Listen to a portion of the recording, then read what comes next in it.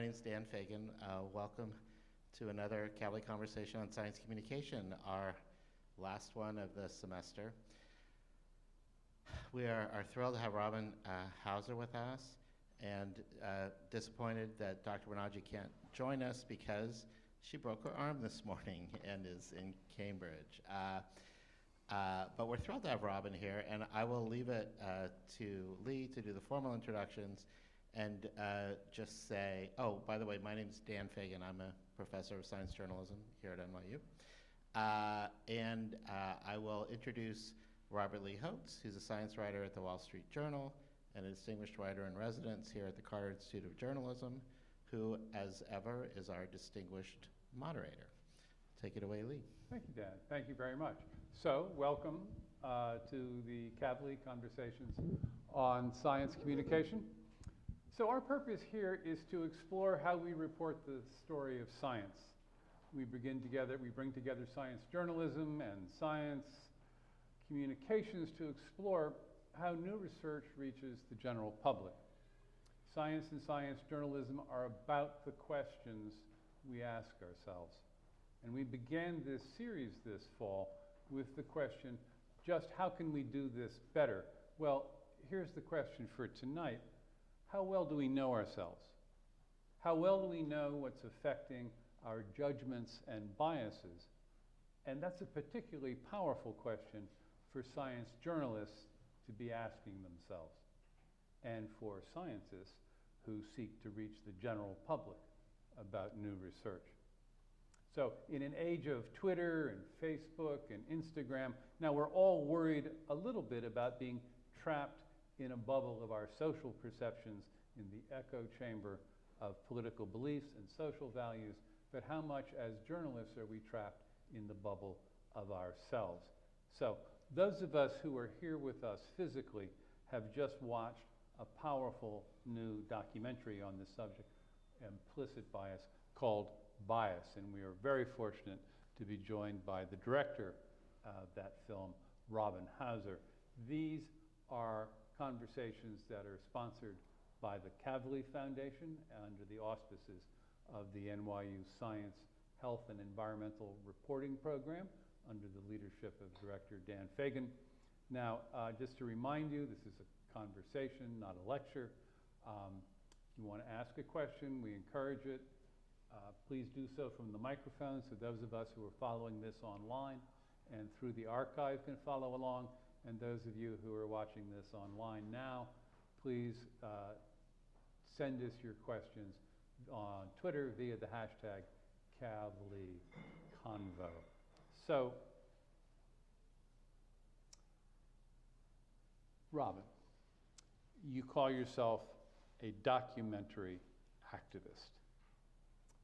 You should know that Robin is the director and producer of a cause-based documentary film enterprise called Finish Line Features, and she's president of Unleashed Productions. Now, Bias, which we all watched here, is a documentary film that examines the way unconscious bias, implicit bias, as it's technically called, influences our lives socially and in the workplace. And it's not her first time drawing attention to inequities of the workplace. Her award-winning film, Code, Debugging the Gender Gap, premiered, I'm pleased to say, in New York at the Tribeca Film Festival in 2015. Now that focuses on the lack of women and minorities in the field of software engineering. And it really caught considerable attention in the tech industry and in policy wonks and in educators in Washington, legislators.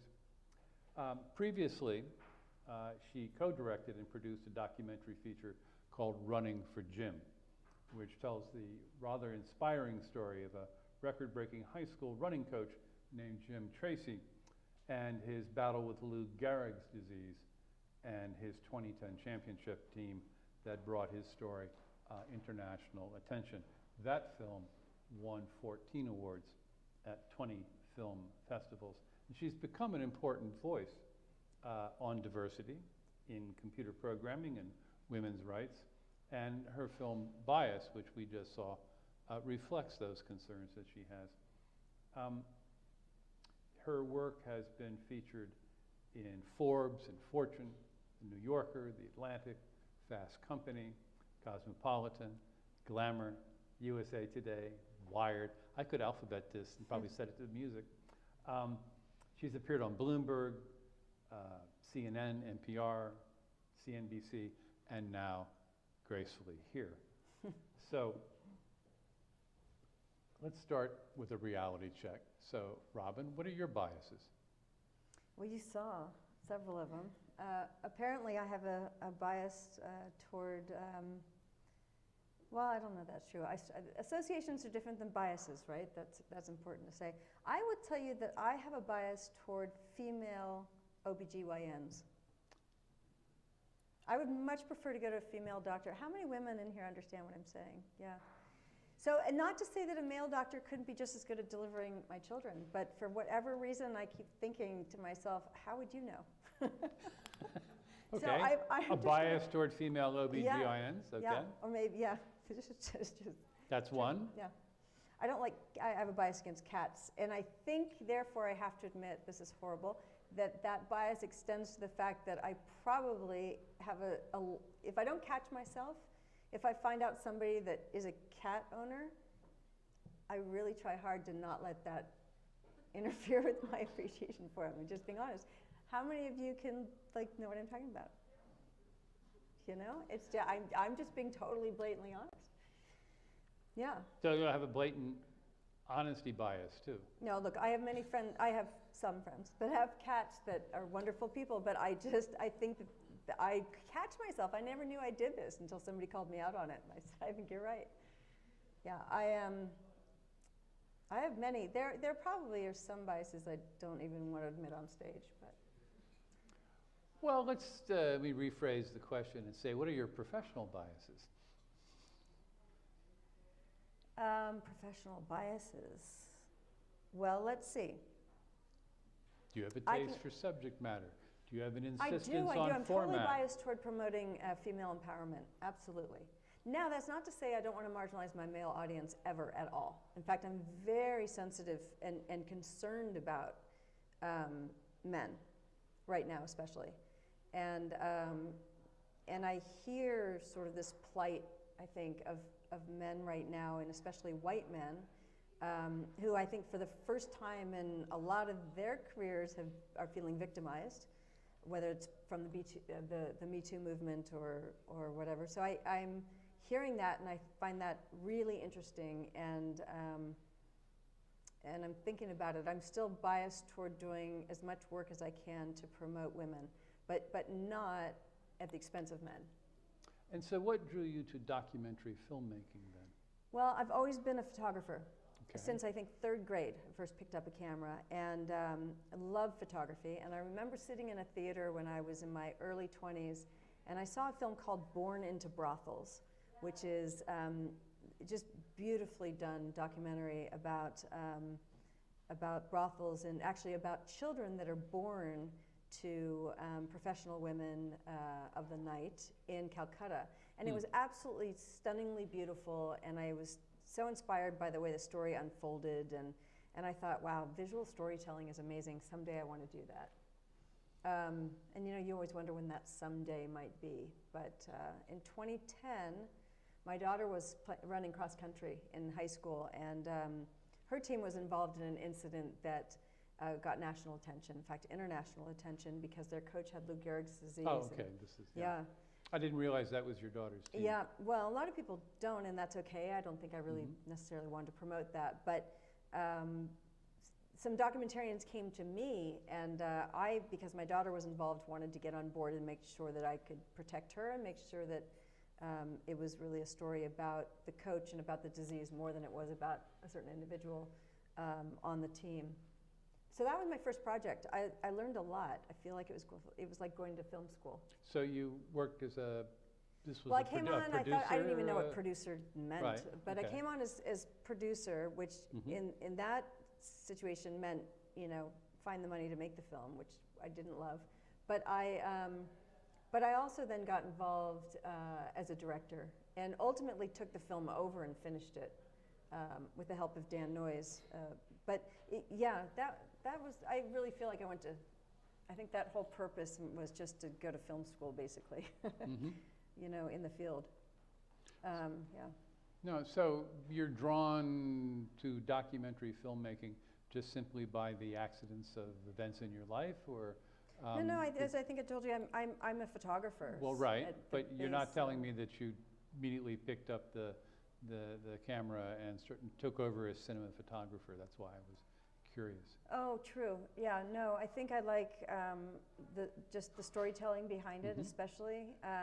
The business side I like. I have my MBA, so for me, I think approaching filmmaking with a business perspective is rather unique, I've learned.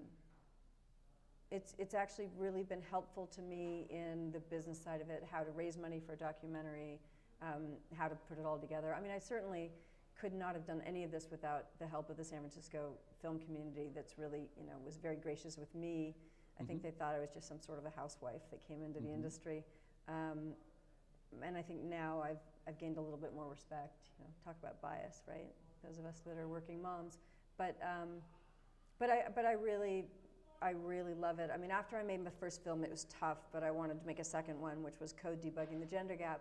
And that film, I honestly thought I was making it. I thought, okay, well, maybe Silicon Valley will be interested in this, and maybe Silicon Alley out here. That film's been to over 85 countries. It's been, really? It's been subtitled in 14 or 15 different languages. It went to the White House. I was part of the American Film Showcase with the State Department under Obama, and so the film's been to many embassies. What we did, whether we set out to do this or not, which I can honestly tell you we didn't really, we wanted to expose a certain issue and investigate, you know, why is Silicon Valley predominantly white and male? And are women not as good at programming? Why aren't people of color more involved? Especially when there are over 1 million unfilled computer science related jobs in the US. Right? Think about that. That's crazy. So why aren't we filling them? Because we can't get enough of those visas to import people, right? No, but that's No, I understand. That's the wrong problem, right? I mean, the problem is we have women and people of color right here in the United States to fill those positions. Why aren't they applying for those jobs? Why aren't they being hired for those jobs? Yeah. So that was fascinating. But that film, we touched on issues that women and people of color face across the world, not just in tech, but in all industries. And I think that's why, I mean, I even took the film to Cambodia and screened it in a fishing village. It's been quite an experience. Yeah. So I'm curious, in filmmaking, feature filmmaking, entertainment industry filmmaking is famously hostile to women filmmakers. Is the documentary filmmaking community more or less supportive of women as filmmakers? All I can talk about is my experience, Okay. and I will tell you that I have not felt discriminated against because I'm a woman. Once in a while, if I'm working with maybe a director of photography, a DP, or somebody that I haven't worked with before, they might try to, you know, explain something to me that I already know, or they might sort of dictate where they want to set up the shot. And I just have to sometimes remind the crew gently that I'm director. But I will tell you that most of the time, I don't feel that there's a bias at all. I do think there's a bias in the media platform, though, against a lot of things. I will tell you an interesting story. When you say media platform, so what do you mean? So, for instance, Netflix, Amazon, okay. YouTube.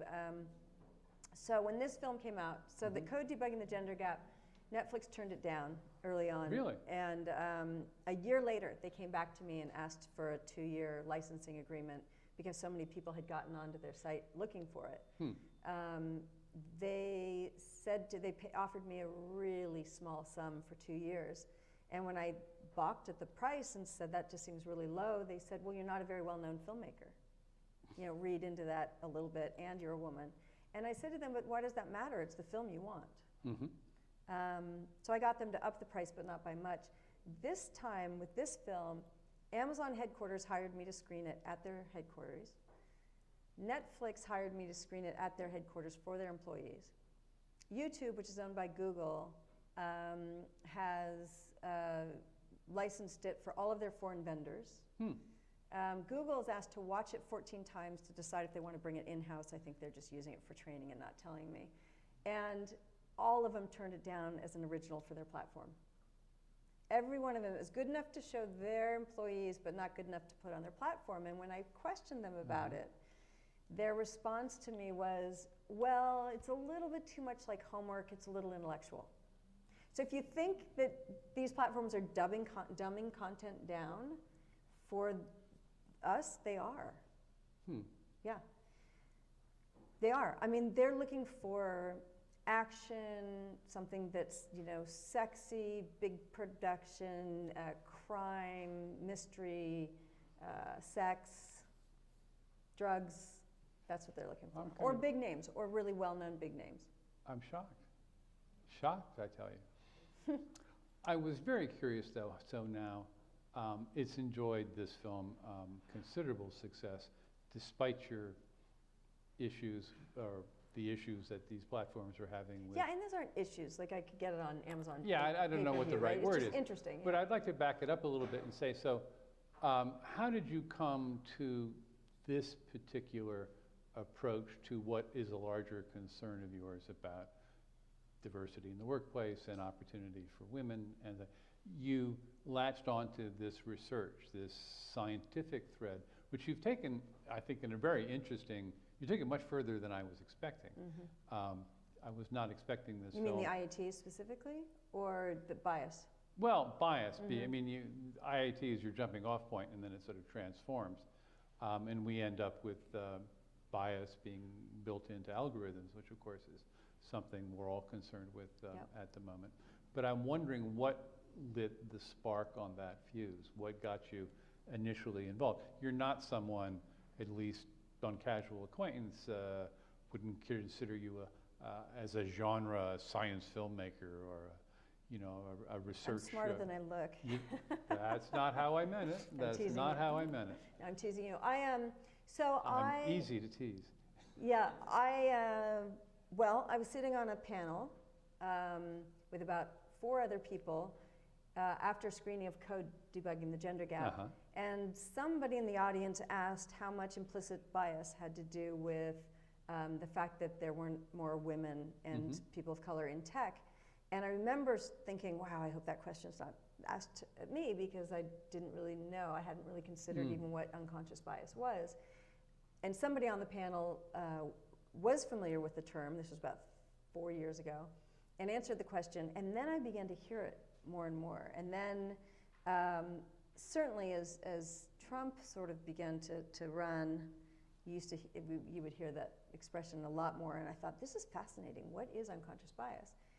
And so the more I studied it, the more I thought, this is crazy. Here's something that as humans, it's a survival heuristic. So as humans, this is something that we all have. And that made sense, right? Thousands of years ago, when we had to worry about our people that weren't like us, we had to protect ourselves, and we were our tribe, and we had to be suspicious of any other tribe that wasn't like us. But now, we're trying to live amongst people of all different backgrounds, all different religions, all different beliefs, right? Cultures. And so our world is becoming, even though I fully admit it's very segregated in a lot of ways, much less segregated than thousands of years ago. So we haven't adapted necessarily to not have that survival heuristic anymore. We still have it in us. So my question is, how is that useful in the modern world? And what do we do with the fact that we are all biased? And we are going to continue to have these biases. We cannot see our implicit biases. We're unaware of them. Once you become aware of a certain bias, okay, wow, now I know that I have an association for stronger association of women and family and men and career. I'm aware of that. But what about all the biases I'm not aware of that I hold and that I have? And how does that affect me in the workplace? Well, look around. There's like-me bias, for example, that we all suffer from. So let me ask you a question about you and your workplace. Many of us here are journalists or are studying to be journalists. It's particularly interesting watching your film, for instance. I was very struck with how you source your film. And I'm curious, struck in a nice way. It had a wonderful cross-section of expertise and of faces and of points of view that I think you would not normally see in the collection of talking heads. And that's to your credit. I'm wondering how, as a filmmaker, you sat down and sort of dealt with, in a concrete way, and anticipated like how your biases were going to work their way into a film, with choosing sources, for instance, or what questions to ask, or what questions not to ask. I mean, did you adopt or adapt techniques to reflect your growing understanding of this? Yeah, that's an interesting question. I don't think they're questions that I would ever not ask, Yeah, I do believe that I have learned not to just trust my own opinion anymore, and not to just ask somebody who's a mini me either, right? Or just like me, because it's likely that that woman, if it's somebody like me, would also have the same opinion. So really, when we did test screenings with this, for example, I went out and made an effort to find a very diverse crowd we were literally pulling people off the street because we wanted to test this not with a bunch of people that might be like-minded or in my group, but people who come from completely different backgrounds, to really get a sense of, what's the consensus here. So it's changed. Now, I think that a good filmmaker or documentarian would do that anyway. Other people like to surround themselves with this cocoon of support and yes, and certainly is easy. You go home a lot earlier, right? But is that really the right way to handle things? I think one of the things that science journalists, medical writers in particular, struggle with in this regard is the problem of the expertise and authority problem. Confirmation bias, yeah. Not just that, but that there's a system that produces respected voices, and we now understand that that system has certain flaws and certain pushes things in a certain direction, eliminates some voices and elevates others. But still, at the end of the day, when you're on deadline and you're looking for the right quote, you go for the authority, which then tends to have a reinforcing effect. So that's why I was so interested in how you sourced this film, because it was really quite wonderful. Well, so the first and foremost is the person well respected, and are they an expert in their field? I mean, that obviously, irregardless of color, race, religion, any gender, what matters first is, have they proven themselves to be an expert or somebody that is well respected? And that's the same for quoting, a study or any source, right? I mean, I think that that's something that all of us as journalists need to look at and be very careful of. The same way that if I interview somebody that says a quote or quotes a fact, we fact check it. We can't put it in the film unless we fact check it from a credible source. Sometimes you're not always going to get the people that you want to get in your film. There might be, right now I'm doing a film that I'm looking for Dan Ariely, who is a behavioral scientist. I'd very much like to interview him for it, but he's in Israel, and my budget concerns, I can't get to Israel right now. So sometimes you think, and I asked him, is there anybody else that you would recommend that I speak to who studied this? He did. She happened to be at Stanford. Perfect. I'll go there. So those are concerns, and that's the way that we'd move about it. Now, if I end up with 3 voices in a film and they're all saying the same thing, and they are all different individuals, but they're all saying the same thing. If I know where it's going to fit in the film, and I've had 3 women that have just said things, and I think that I want a little bit more diversity, and I need a man, and I have the choice of putting that a bite from a man in there, I will use that probably. Do you see what I'm saying? Because that's the balance in a film, and the same goes for people of color or anything. If they're experts and they've already been interviewed, then I do look at a balance. No, but you could use specifically not just a man, but say an African-American man, or an Asian American man, or an East Asian. I mean, that's what was so interesting when it sort of, if you like, broke rhythm to then go to the male voice. It wasn't a European, North American male voice. Right. That's what was so Right. striking, among other things. And we have a question here. So I'm going to Great. Hello. empower you and have a question. Yes. So I really enjoyed the film, and something that I was kind of left with at the end is wondering, what can we do once we identify these biases, especially as journalists that are going to be covering a diversity of issues? You sort of touched on that at the end of the film in terms of hiring processes and things, but that still didn't really get to the root of the issue. Is now that I'm aware of this, what do I do with that information? Yeah, I mean, it's a great question, and we didn't try to provide solutions specifically toward journalists, for example. And by the way, there were tons of biases we didn't cover that we could have, but in one film it's hard to do. But I think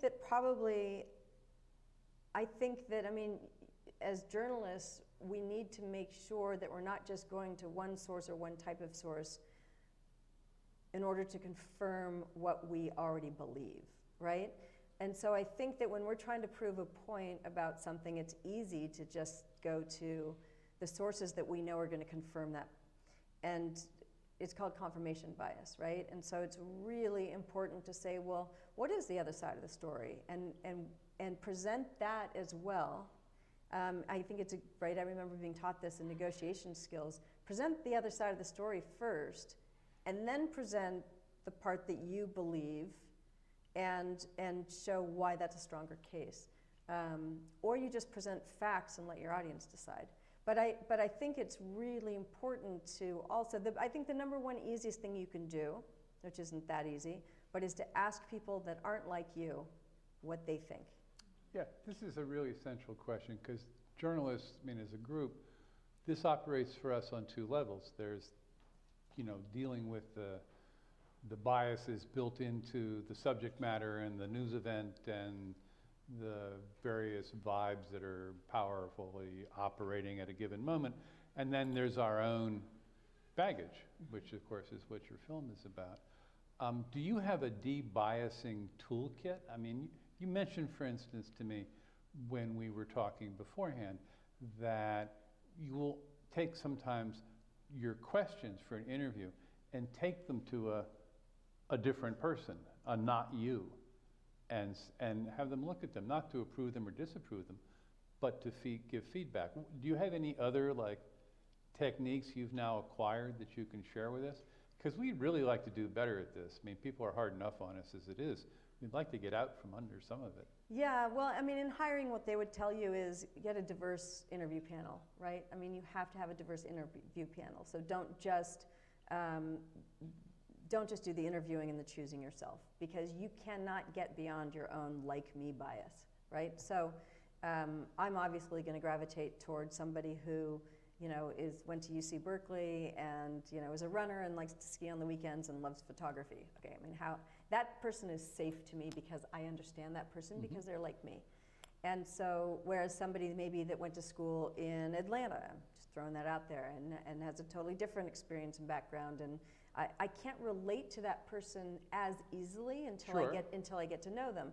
So, but that person might be a much better hire, because they're presenting a different perspective, which is going to make sure that I can think on those levels. Now, you're never going to be able to surround yourself with every perspective that there is out there in the world, but you can certainly catch yourself by asking other people who are different than you around you, what do you think of this?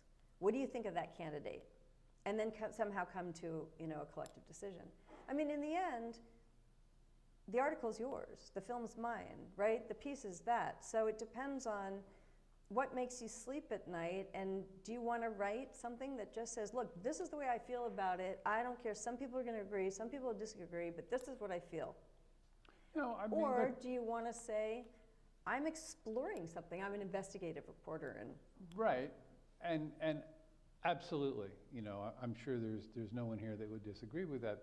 Part of if I understood it correctly, part of the power of your documentary is that you're talking about something that we're not aware of consciously, and so therefore we're not in control of. So therefore, only in the most generic way do we know, kind of in an academic frontal lobe sense, oh yeah, I'm sure I have this problem somewhere, but I don't know what it is yet. Yeah. See, Well, that's what I'm asking okay, about. How do I diagnose and correct for that as a reporter? This is the issue. It's not that easy. It's Okay, not that easy. yeah. I'll just give you a quick example. I recently did a TEDx talk, and when I first wrote, it was about the competence likability dilemma, which you saw in the film. And I was using personal examples because Ted loves that. And so I wrote personal examples, and I was telling a story about how I was talking to a man at a cocktail party, and I asked him what he did. And he said, FinTech. And I said, oh, what kind? He looks at me and he says, it's complicated. Now, I use that as an example, Yeah. and the two white male 50 to 60-year-olds who were curating said to me, well, Robin, we found your, and I had like 2 or 3 other little stories like that. They said, we found your examples to be just a little weak. And I was like, weak? And they were like, dude, they don't seem to have enough of a punch. They don't seem to, and I said, well, I'm not writing about sexual harassment. I don't think that was what this, I can, but I don't think this is about the mission. And they said, no, well, maybe just, you might need a line in there somewhere that says something about how it's like a death by 1,000. I said, well, are you kidding me? If this happens to you all day long, you feel it. It's death by 1,000 cuts. It's like this constant microaggressions. They said, put that in there. The truth is, they were really worried. And when I went on stage, there were probably more women than men in the audience, but there are 800 people. And from the first sort of story like that I told, the audience reacted to it, right? They're like, oh my God, that happens to me, and whatever. And when I came off stage, both of those 2 men, who, by the way, have become friends of mine, looked at me and they went, oh my God, the audience loved that. They totally related. And I looked at them and I said, I find that amazing that you're so surprised. I mean, I don't even think I said that, but that was my thought. I was like, oh, well, great, yeah. It's complicated. But it's complicated. But isn't that amazing that they just couldn't see it? Because they don't understand what that feels like. And so I think that's, does that make sense to anybody here? I mean, it's just you can't see it for yourself if you don't understand what it's like. And there are so many things that I can't relate to that you experience because you're a man and I'm a woman. We can have empathy and we can try to relate, but we can't always relate.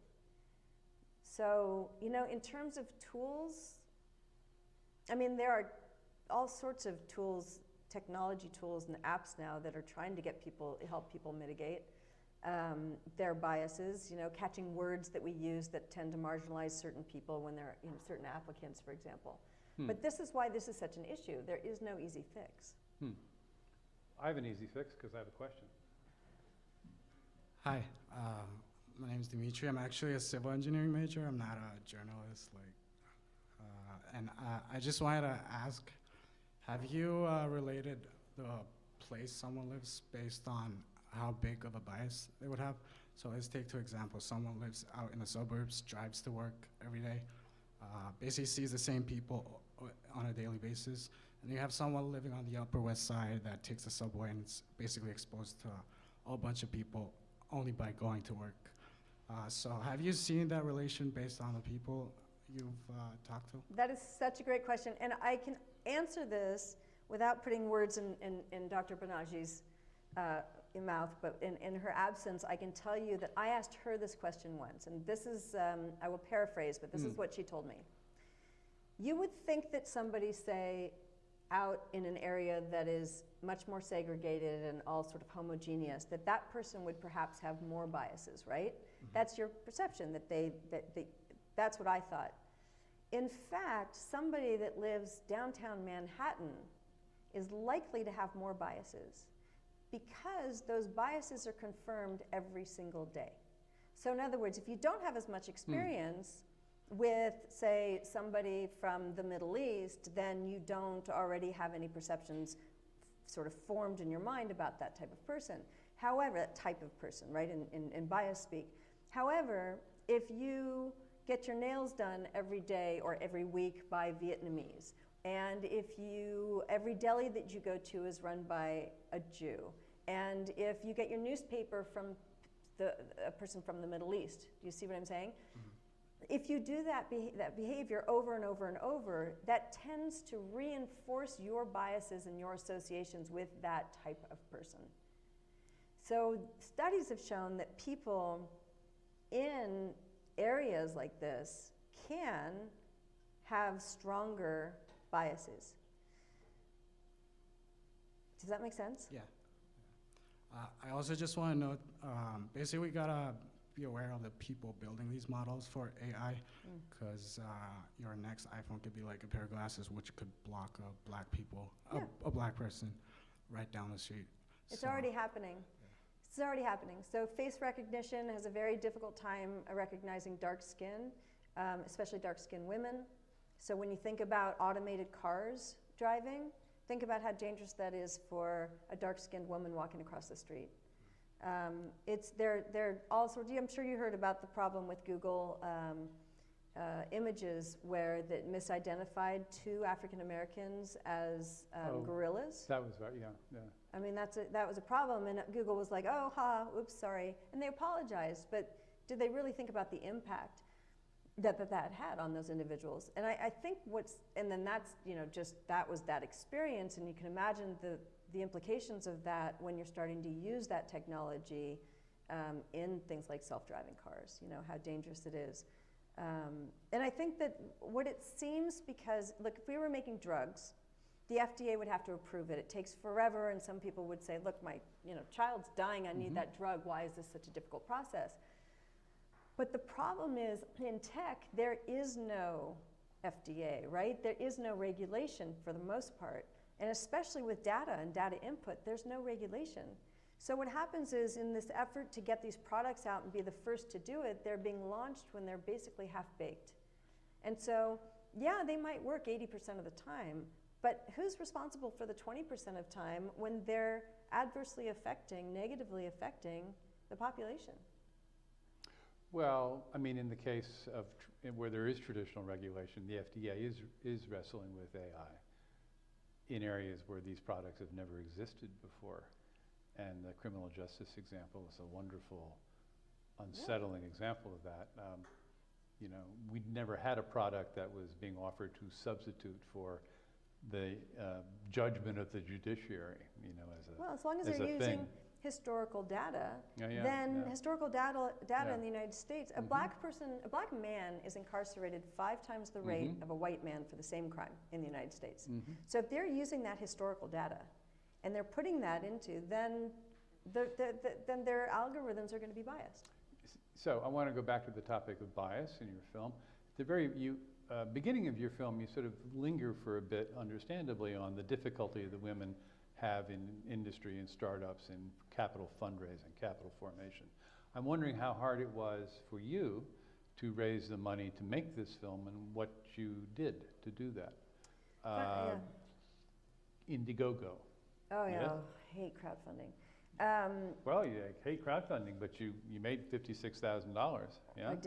I did. I find it easier to just walk into someone with money and ask them for $200,000 than I do to ask for, hundreds and hundreds of people. Do you mind telling us a little bit about how that works? Because I'm not saying crowdfunding's great, but it takes so much work. Yeah, no, I just mean that all of us now are kind of independent. Yeah.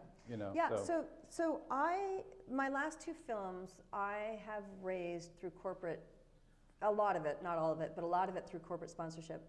And interesting, because there's judgment around that.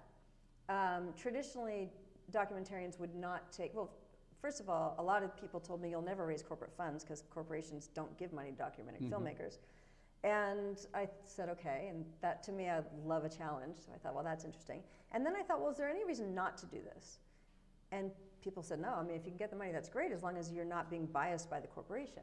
I said, well, that's easy. I'm just going to have them sign something that says they have 0 creative input or control. So I thought, well, I'm going to try this because it seems like the easiest way to do it is just to go for people that have money. Like, who should care about the fact that there's not enough diversity in tech? Well, tech companies should care about that, right? So if they really care about it, then put your money where your mouth is and let's see. So I went out there looking for funds. The first company that came forward was City Ventures, which is, was run by all women, and they were fabulous. And they came in, and once I had a name like City, it was easier to get other companies. And I ended up then getting Capital One Bank, and Ericsson, Silicon Valley Bank, MasterCard, Cisco, Adobe. I mean, some really awesome companies that came forward. How do you land an awesome company? I read a lot of articles. Uh-huh. And then when I find out somebody that quotes, is quoted, you know, maybe by one of you, that says, you know, that, you know, Martha Smith cares deeply about diversity in tech, and they're making efforts at Intel to, you know, broaden their blah, blah, blah, blah. And I think, well, wow, I'm going to see how much Martha actually cares about this. And so I'll find her on LinkedIn, and then I'll send her. I do a lot. I have to spend some money to get to this point, so I'll make a sizzle reel.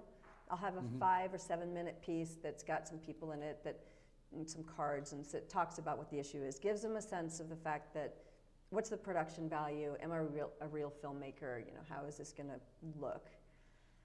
And then I send that out, and I send emails, and then I ask for calls, and then I'll go to City, and I'll say, listen, you're supporting this. Is there anybody else you can introduce me to that you think also cares about this? And they'll say, well, yeah, there's somebody at IBM you should maybe talk to. This is not the traditional foundation. Oh my God, route. people think I'm crazy. I have done more lectures on how to raise money that way in the film industry. I mean, it shocked me that filmmakers are like, whoa, wait, how do you do that? What, that's crazy. Will you share your letter with me? Will you share?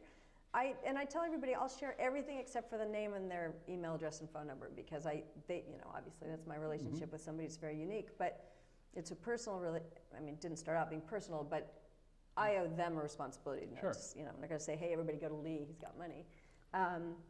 But so that, it surprised me, and I think this is my coming from a business background, it really surprised me that nobody had done this before. And not nobody, but you'd see documentary films that were sponsored by Exxon, and then you think, wait, this is about oil, like, okay, well, we get it, Exxon's paying, it's obviously biased. In my case, I said, I am not going to take, I had one consulting firm say to me, we'll put money in if we're the only consulting firm.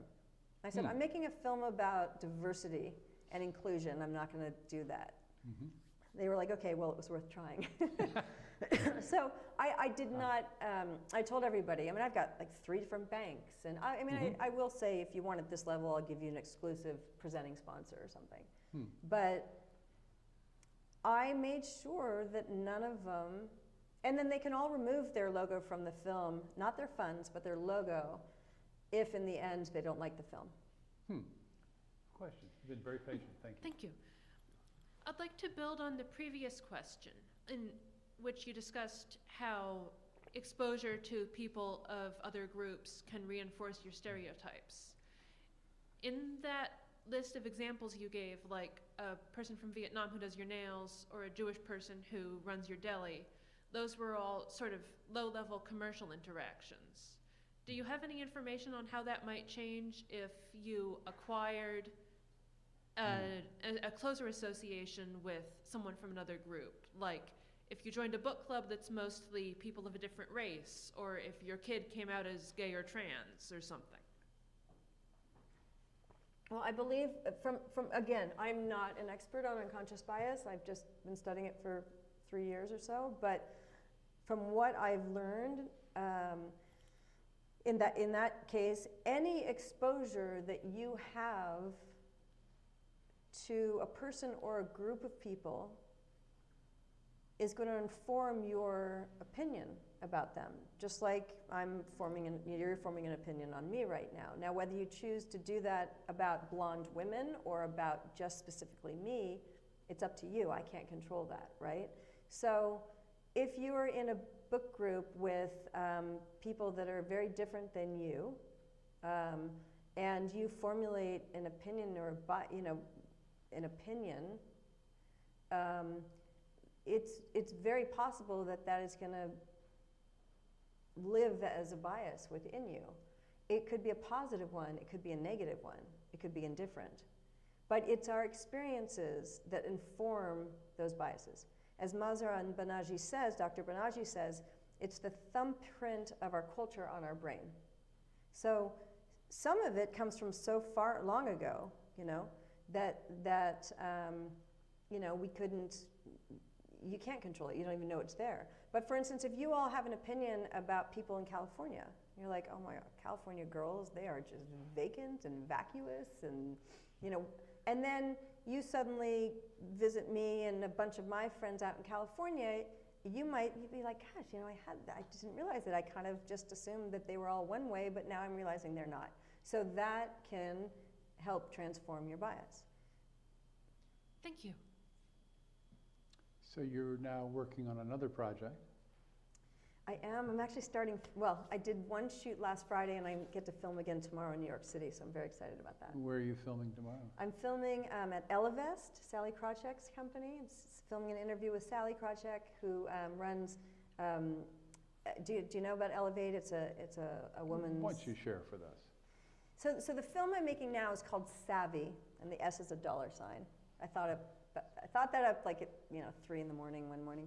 I'm sure I'm not the only one that's done that, but it's about financial illiteracy, and I was absolutely shocked at the number of women, even millennials, that turn over their finances and their major financial decisions to their male partner. And it's something that concerns me because I believe that every one of us, regardless of gender, should be financially independent. But the more I look at it, the more it fascinates me why we do this. And there are cultural implications and societal and really interesting gender dynamics that make us do this. So the film is about how, it's our relationship with money. Men, women, non-binary, couples, whether you're same-sex couple or heterosexual couple, relationships with money. So I'm going to do a little filming on the New York Stock Exchange and some interviews. So is anything that you learned in your 3 years of investigating implicit bias and working with that material as a documentary journalist informing your next project? Oh, absolutely. I think it always does. I'll tell you that the biggest thing that I'm struggling with right now is, even in writing like this synopsis that of course will evolve as the documentary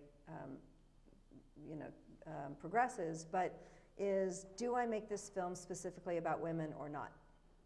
And I kind of want to, because I feel like that's my mission, it's sort of what I do, but I don't want to marginalize a male audience.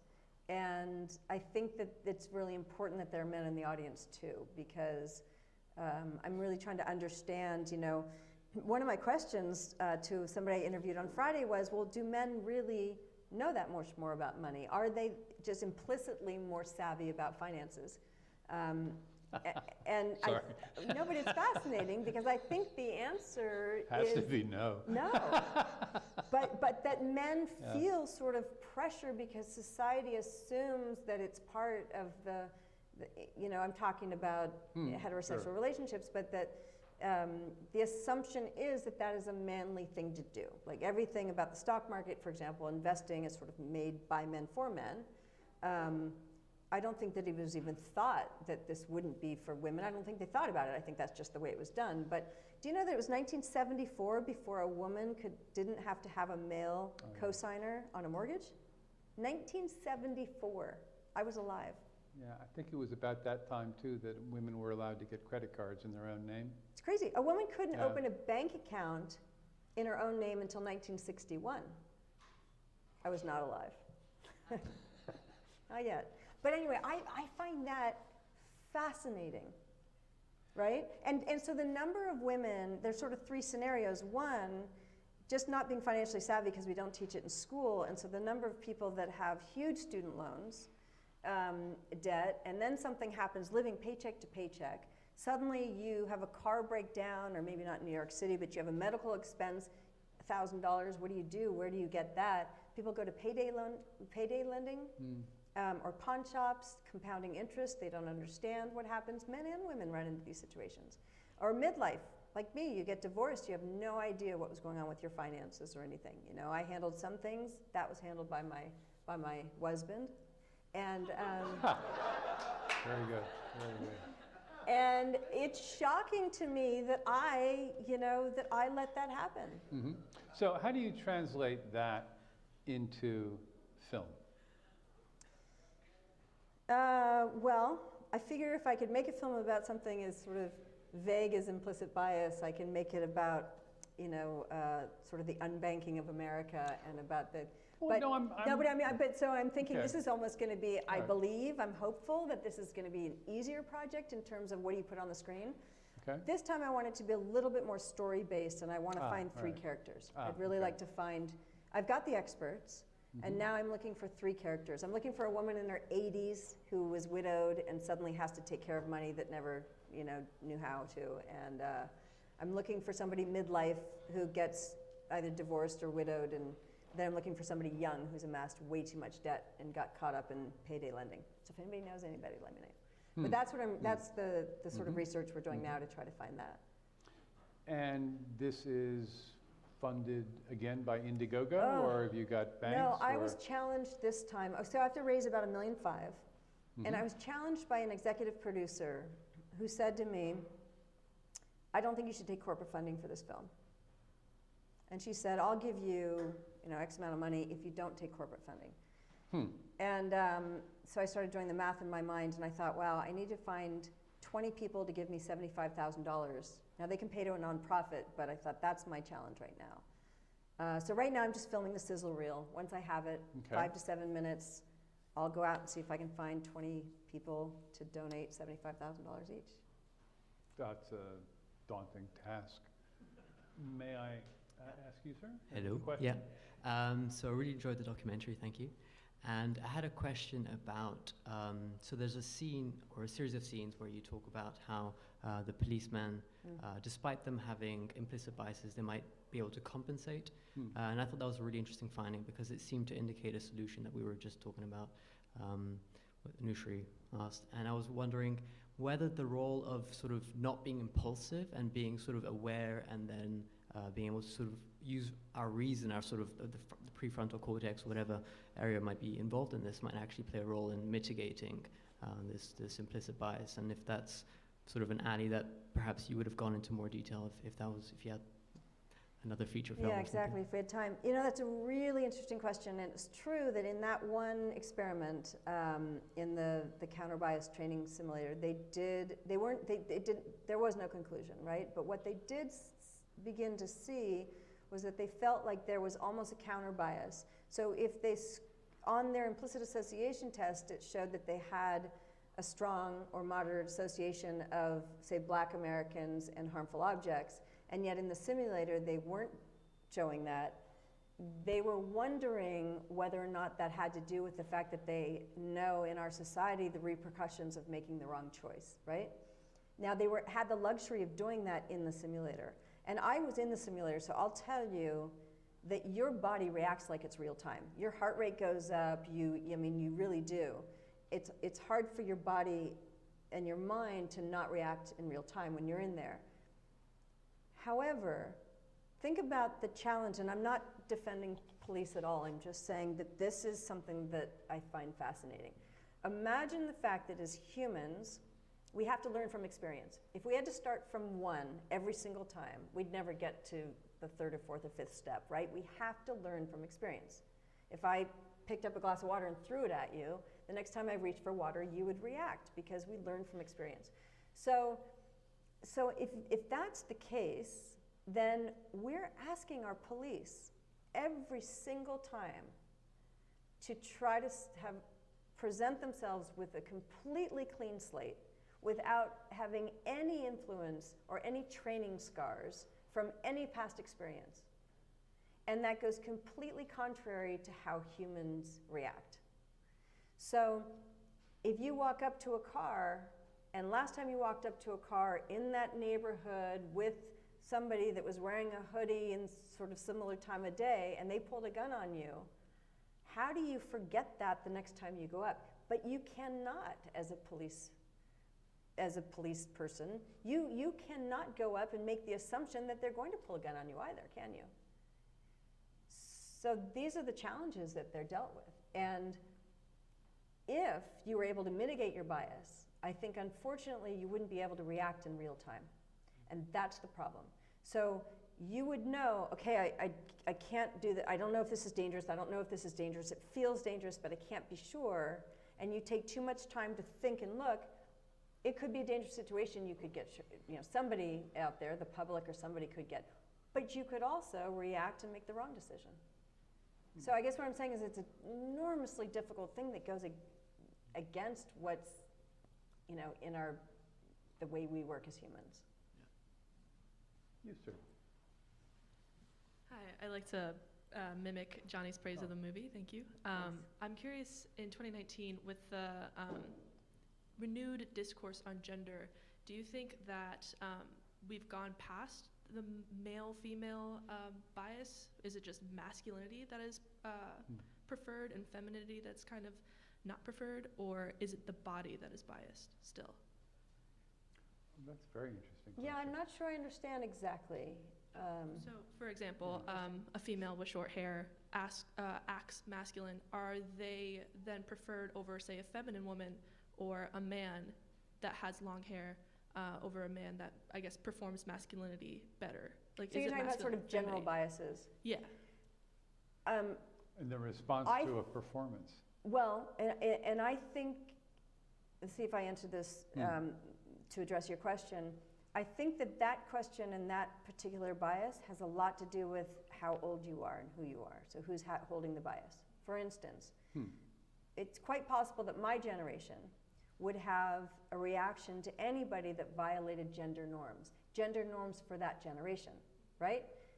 My mother's generation, my parents' generation, for example, you were either straight, you were either gay, and I don't even think they talked or recognized about, but maybe you were bi, right? So there's just three things, and that's what it, and everybody fit into a category. Well, what are you? That's the generation that I grew up in too. What are you, I look at my kids' generation, they're like, Mom, why does it matter? Like, I don't know, why does it matter, right? Much more fluid, much more understanding of fluid. So if ours is, look, a woman needs to be in a dress with long hair and lipstick on, and that's your perception and your, that's what your understanding of a woman is, and somebody's violating, so to speak, that because they're wearing pants and short hair or something, I think that that's where any sort of judgment comes in. But I think these are changing hugely. So, if I may, are you suggesting, when I listen to your answer, it's an interesting answer. Does that mean that what we're calling over here implicit bias is just a kind of enforcement of a temporary cultural norm? Which then makes it sound very malleable to the earlier question we had about police training. I think that biases have and do change, right? As long as if it's the thumbprint of our culture on our brain, and our culture is used to certain norms, as that changes, then so will our beliefs and acceptances. So it's what you're used to. Think about it. If I grew up in a neighborhood where everybody was, straight and white, and somebody else, and my daughter grew up in a neighborhood that is, mixed race and all sorts of different sexual preferences, she might have different biases form from her experience, but they'd be different than my biases. Well, I guess maybe I'm just struggling with the language. Yeah. The layering between prejudice, stereotypes, bigotry, and bias. It seems to me that there's a technical ladder there or something, and we're in this conversation looking specifically at this thing that we think we've recently discovered called implicit bias. So I was just trying to understand the hierarchy a little bit better, particularly in terms of that very interesting question. Yeah, well, it is a very interesting question. I'm sorry that I don't know that I'm equipped to answer it correctly, or just answer it. But I just want to address this. There is a big difference between implicit bias and, say, prejudice, right? And it's when you act on a bias. If I don't, and Laurie Nishira says this in the film, if I have a bias toward male mechanics, Mhm.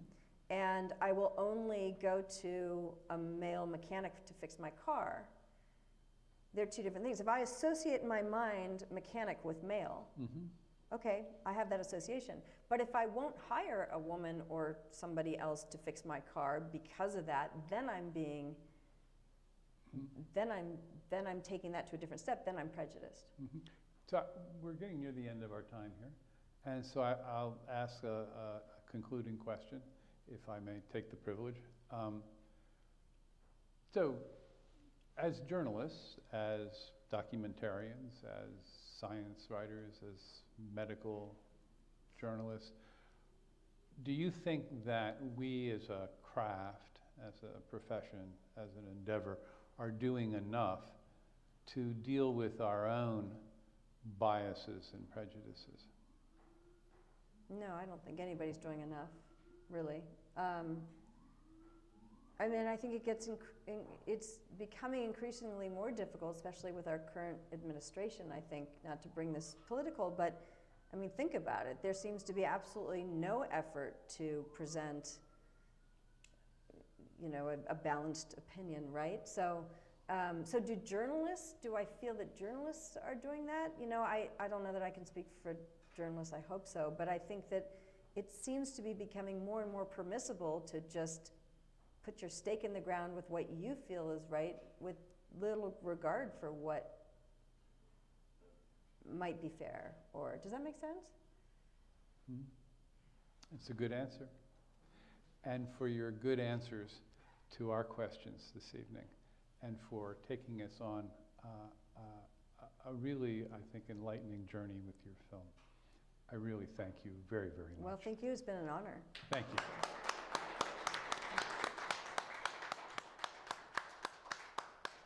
And I thank you online for joining us as well. So I'm going to unhook. Thanks very much, everybody. And